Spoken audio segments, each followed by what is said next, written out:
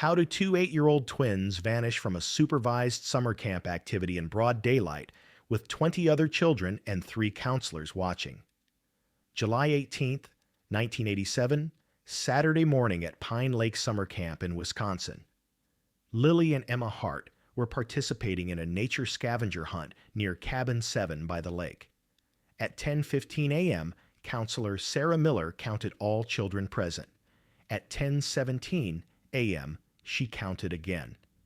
2 girls were missing. For 37 years, investigators found no trace of the twins. Until 2024, when demolition crews tearing down the old lakeside cabin discovered a concrete tunnel entrance hidden beneath the floorboards, leading to an underground chamber that wasn't on any camp maps. Before we begin, subscribe to uncover the stories they tried to bury and ensure no case is ever forgotten. Pine Lake Summer Camp was one of the most popular children's camps in northern Wisconsin. Founded in 1952, it had provided unforgettable summer memories to thousands of children for 70 years. The camp was situated on 50 acres of forested land along the shore of beautiful Pine Lake. The crystal clear lake was embraced by pine-covered hills. The chirping of birds, the whisper of wind through leaves, the lapping of lake waves on shore. Pine Lake was a natural paradise. There were 12 cabins, a dining hall, sports fields, boats, and canoe facilities. Open every summer from June through August, it served children ages 6 to 14. Each season, approximately 200 children came to camp. Families had been sending their children there for years. Trust and tradition were Pine Lake's foundation. The summer of 1987 was special for Pine Lake. The camp was celebrating its 35th anniversary. Special events were planned. Former campers were invited. Cabin 7 was right on the lake shore, the most popular cabin because the view was perfect. Waking up in the morning, you'd see the lake and forest through the window. At sunset, the lake sparkled orange and pink. The cabin was wooden, classic camp architecture, handmade furniture, wood scent. Inside were 8 bunk beds, could accommodate 16 children. There was a small bathroom and shower area. Simple but comfortable. On the walls were names of old campers, memories carved over the years. The Hart family lived in Madison, Wisconsin, a middle-class family. Mother Rebecca Hart was 34, an elementary school teacher. She taught 3rd grade at Lincoln Elementary. She loved teaching children, was patient and kind. Father Daniel Hart was 36, a lawyer. He worked at a law firm, specialized in family law. They had twin daughters, Lily and Emma, 8 years old, going into 2nd grade. They had a nice house in a Madison suburb, white picket fence, swing set. They looked like the perfect American family. Lily and Emma were identical twins. Distinguishing them was very difficult. Both were blonde-haired, blue-eyed, freckle-cheeked, adorable children. Same height, same weight. Mother Rebecca sometimes confused them. The only difference was a small birthmark. Emma had a tiny mark behind her left ear. Lily didn't. But their personalities were different. Lily was more social and talkative, a leader, brave, always front and center in school plays, first to raise her hand in class. Emma was quieter and shy, but very thoughtful and kind. She loved reading books, cared about animals. They were inseparable, always played together, slept in the same room at night. Friends called them twin power. Lily and Emma had a special bond, understood each other without words. In early June, Rebecca and Daniel decided to send their daughters to Pine Lake Summer Camp. Rebecca's childhood friend Susan had sent her daughter there and raved about it. Best camp experience, kids learn independence, immersed in nature, safe. Rebecca hesitated a bit. Her daughters had never been away from home, but Daniel said, "It'll be a good experience. They'll socialize, gain confidence." The camp was 2 weeks, would start July 15th, end July 29th. Lily and Emma were very excited. They looked at the camp brochure, imagining swimming, canoeing, campfire songs. It would be their first camp experience. On Wednesday, July 15th, Rebecca and Daniel dropped their daughters off at camp. They left early in the morning. The drive from Madison to Pine Lake took 3 hours. At the camp entrance was a large wooden sign, Pine Lake Summer Camp, loving children for 35 years. They were assigned to Cabin 7. The cabin had a total of 16 girls, ages 7 to 9. The cabin counselor was Sarah Miller, a 22-year-old college student. She was studying child education at University of Wisconsin-Madison, had been counseling at Pine Lake for 3 years, energetic, smiling, responsible, experienced, and loved children. When Rebecca said goodbye to her daughters, her eyes welled up. Be good. Take care of each other. Listen to the rules. I'll think of you every evening. Lily and Emma hugged their mother. We'll miss you, Mom, but we're going to have so much fun, Lily said. Emma nodded silently, wrapped her arms around her mother's neck. Mom, I'm going to miss you so much, she whispered. Rebecca kissed them, tried not to cry. The first 2 days were wonderful. Lily and Emma took swimming lessons, paddled canoes, did crafts, went on nature walks. In the evenings, they gathered around the campfire, singing songs, roasting marshmallows. Every evening at 7, they called Rebecca, told her their adventures. Mom, we swam in the lake today. It was so fun, Lily said. I saw a frog. It was so cute, Emma said.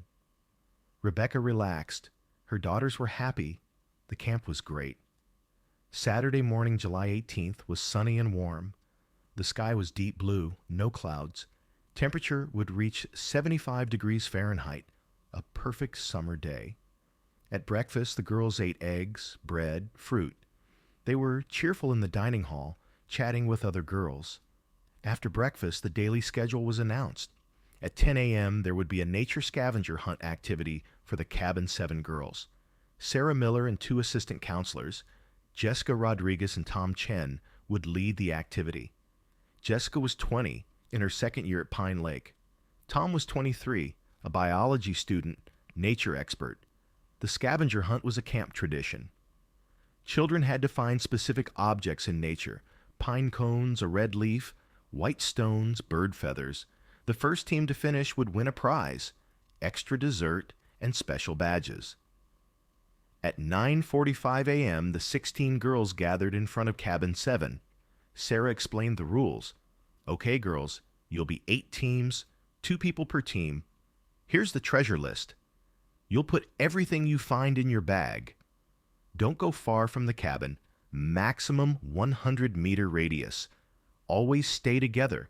Never leave your teammate alone. If you hear the whistle, return immediately. Understood? Yes, the girls shouted excitedly. Lily and Emma were, of course, on the same team. They looked at each other and smiled. We're going to win, Lily said confidently. Emma nodded. Yes, we're the fastest team. At 10 a.m., the activity started. Sarah blew the whistle. Begin.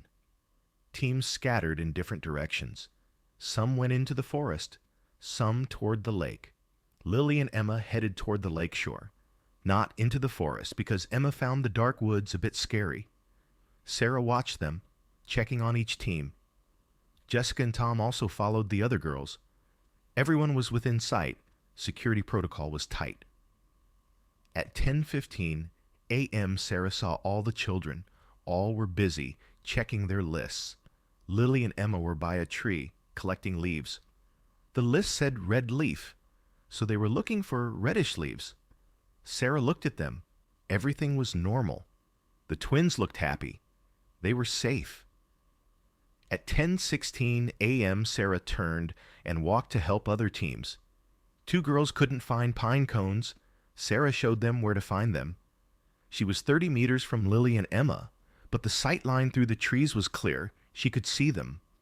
At 10:17 a.m., Sarah turned to check again. Out of habit, she checked the children every 2 minutes. She checked where Lily and Emma had been, but the twins weren't there. No one was by the tree. Sarah rubbed her eyes. Maybe she was looking at the wrong tree. No, definitely that tree. The big pine, by the lake. But Lily and Emma were gone. Sarah didn't panic at first. Maybe they'd moved to another tree a few meters away. "Lily! Emma!" she called cheerfully. No answer. Sarah started walking, went to the tree, looked around. The twins weren't there. Looked behind bushes. They weren't there. Looked toward the lake. They weren't there. Sarah now began to worry. Her heart raced. "Lily! Emma? Where are you? This isn't a game. Answer me." Her voice was louder, panicked. Jessica and Tom heard her voice, ran over immediately. "What's wrong, Sarah?" Jessica asked breathlessly. "Lily and Emma." "I can't see them. They were just here. I swear they were here." The three counselors began searching. They told the other girls, "Everyone gather here. Nobody move. Sit down." Tom blew the whistle 3 times. Emergency signal. They started searching for Lily and Emma. Around the cabin, along the lake, in the forest, everywhere. Searched for 10 minutes. Shouted, whistled. The twins were gone, as if they'd sunk into the ground. At 10:30 a.m., Sarah ran to inform camp director Frank Peterson. Frank was 55, gray-haired, experienced. He'd been running Pine Lake for 20 years, seen dozens of summers, thousands of children. But he'd never experienced anything like this. 2 children, under supervision, disappeared in 2 minutes. Impossible. Frank immediately initiated emergency protocol. All camp personnel were mobilized. 50 people began searching. Every cabin, every building, every area was scanned. Lakeshore, dock, boats, canoe area, forest trails, sports fields, everything was checked. Everyone was looking for Lily and Emma. At 11 a.m., police were called. Officer David Torres from Bayfield County Sheriff's Department arrived. David was 35, had been a police officer for 10 years. He listened to the situation and understood its seriousness. 2 8-year-old girls disappeared from a supervised activity in 2 minutes? This isn't a normal disappearance. This could be an abduction. David requested backup. Within an hour, 20 police officers, volunteer search teams, canine dogs arrived. Systematic search began. Every square meter of the camp area, forest depths, lakeshore was scanned. Dogs tried to track Lily and Emma's scent. The girls' beds, clothes were given to smell. Dogs started from cabin 7, went to the lakeshore, reached the tree, but then the scent disappeared, as if the girls had vanished into the air at that spot. At noon, the Hart family was notified. Frank Peterson called Rebecca. Rebecca was making lunch in the kitchen. The phone rang. "Hello? Mrs. Hart, this is Frank Peterson, Pine Lake Camp Director." Rebecca immediately tensed. "Yes? Are my daughters okay?" Frank couldn't say it without hesitation. "Mrs. Hart, I have bad news. Lily and Emma, during an activity this morning, they're missing. We can't find them." Rebecca almost dropped the phone. "What?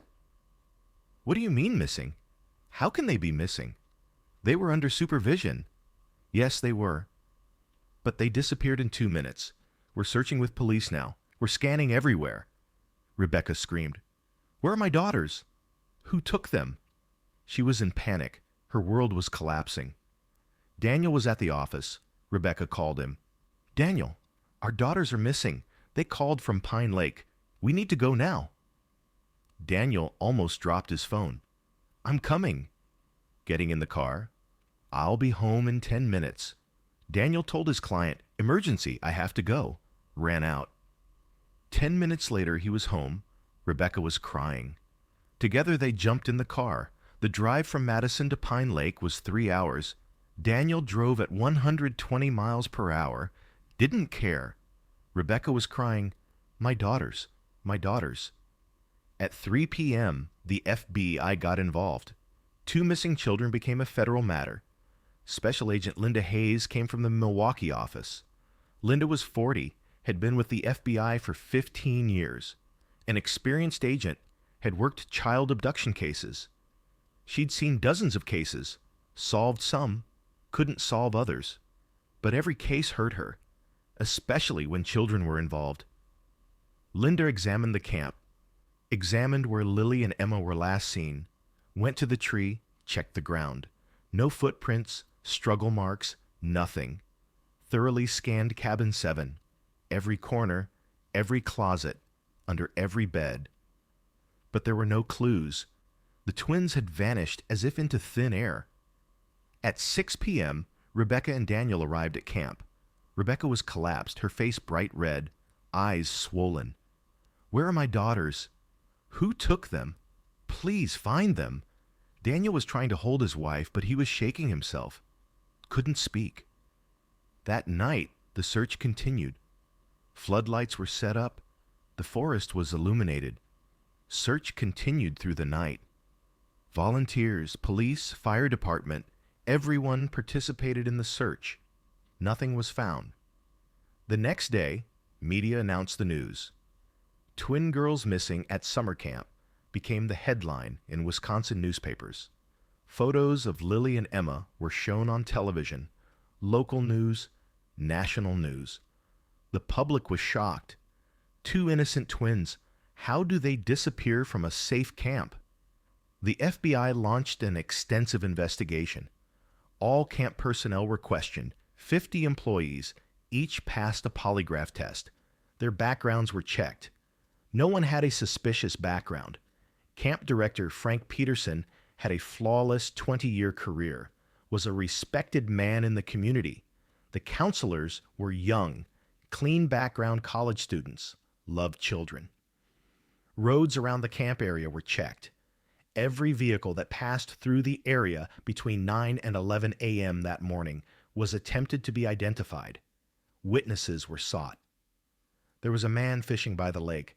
I didn't see anything. I was just fishing," he said. There were no other witnesses.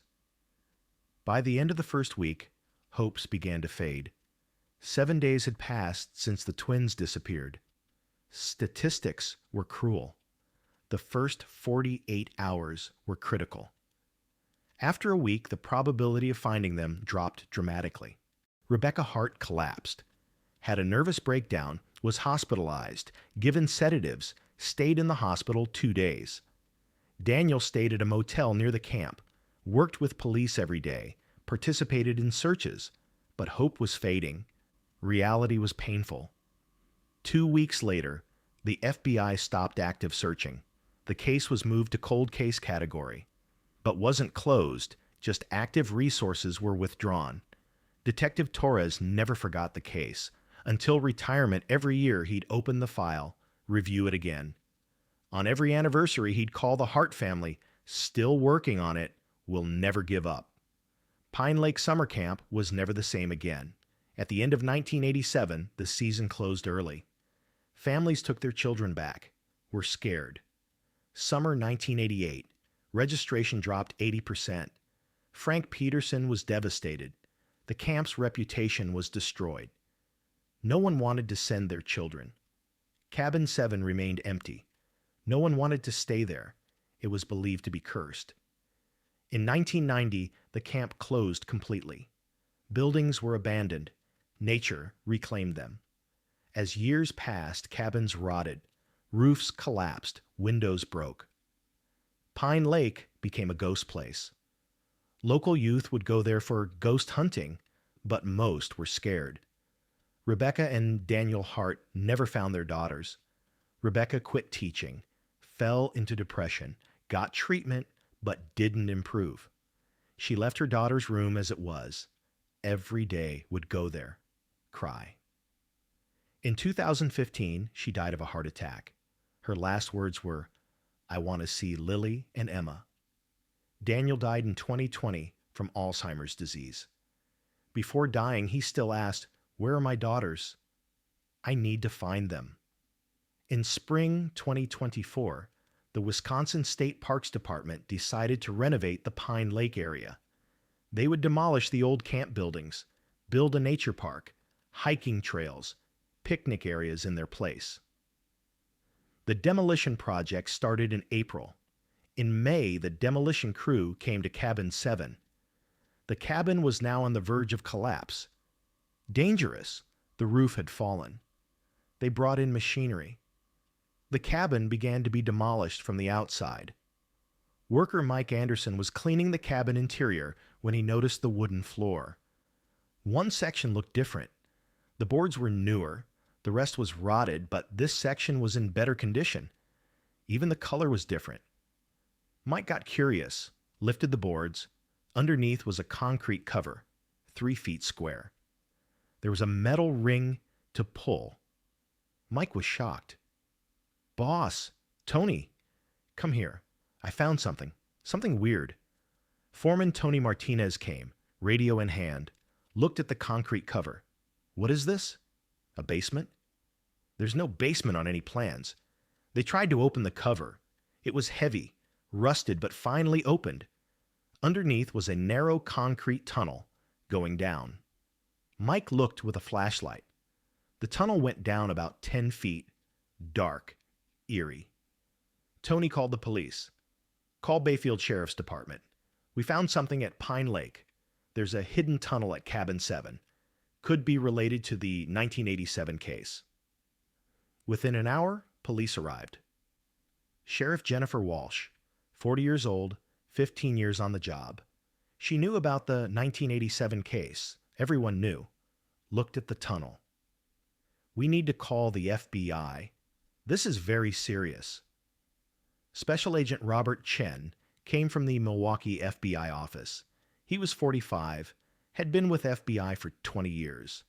With his team, he descended into the tunnel, down a narrow concrete ladder 10 feet, damp, airless. They arrived at a small room. The room had concrete walls, about 8 feet square. In the ceiling was a small ventilation hole, but it was clogged, not working. In the corner were 2 small beds, metal frames, rotted mattresses. In another corner, a plastic bucket, an old blanket, some plastic bottles, and on the wall were writings carved in a child's hand. Robert read with his flashlight. His voice trembled. "Day 1. Lily and Emma are here. Dark. We're scared. Mom, Dad, find us. Please. Day 3. A man brings food. He doesn't talk. Can't see his face. Emma is crying. I'm trying to calm her. I'm singing to her. Day 5. Emma is sick. She's coughing. It's very cold here. Blanket isn't enough. We can't get warm. Day 7. Emma's condition is bad. She has a fever. I'm giving her water, but it's not enough. Need help. Please, someone find us. We're here. Day 10. Emma is sleeping. I can't wake her. She's breathing but won't open her eyes. So cold. Mom, help Emma. Day 12. Emma is sleeping now. Her heart isn't beating. I'm very tired too. So cold. Mom, I miss you. I miss Emma.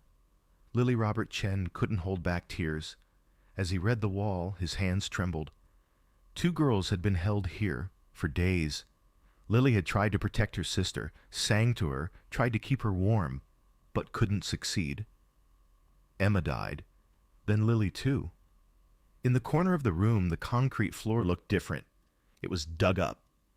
2 small bodies were found, wrapped together. Lily had embraced Emma.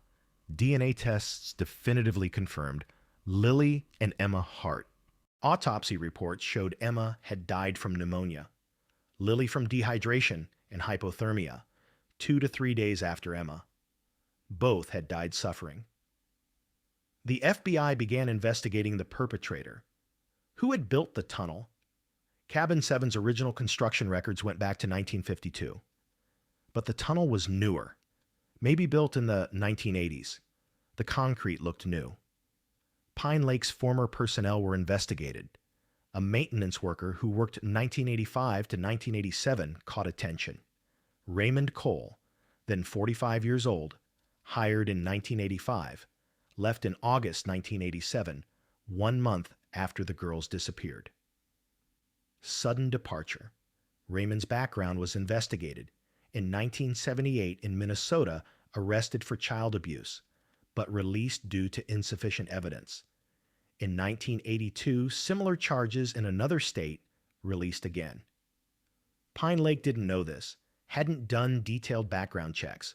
Procedures were loose in those years. Raymond was now 82, living in a nursing home in Minnesota. FBI interrogated him. The old man initially denied everything.